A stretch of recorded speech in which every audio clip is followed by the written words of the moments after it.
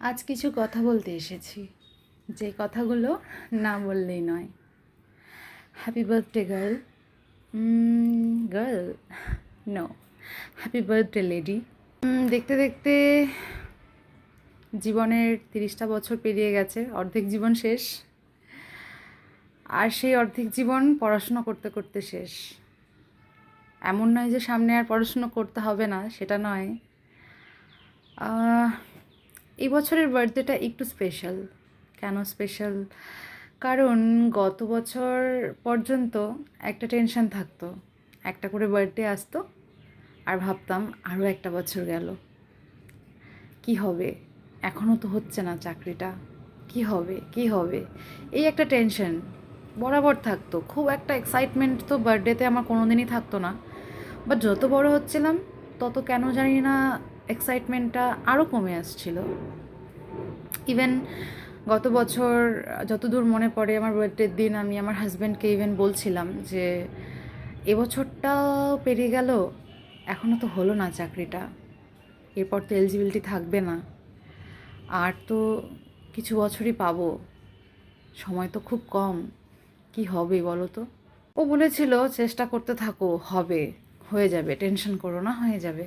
আমার দিদি বরাবরই বলে এসছে হবে, টেনশন করিস না, হবে।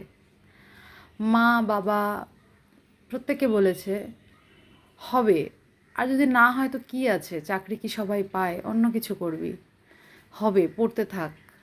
হ্যাঁ, মা যদিও বলতো দেখ চাকরিটা তো পেতেই হবে, নয়তো লাইফটা আমার মতন হবে, শুধু একটা হাউসওয়াইফের মতন, ওটা আরও অনেক বেশি কঠিন। এই একটা টেনশনে টেনশনে না বার্থডেটা আমার চলে যেত। বাট দিস ইয়ার পরীক্ষাটা পাশ করে গেছি। একটা কোথাও জানি না কেন ঘুম থেকে ওঠার পর থেকে প্রচুর উইশ আসছে, বাট তার মাঝখানে একটা ফিলিংস কাজ করছে যে এই বছর চাকরিটা পেয়ে গেছি, মানে এই বছর আমাকে এটা ভাবতে হচ্ছে না যে আরও একটা বছর পেরিয়ে গেল। এই টেনশনটা একটা ছেলে বা একটা মেয়ের জন্যে যে কতটা বড়, যারা নিজের পায়ে দাঁড়াতে চায়, যাদের ফ্যামিলির প্রতি প্রচুর কর্তব্য থাকে, সেটা বলে বোঝানোর মতো না। খুব একটা এনজয়মেন্ট হতো না।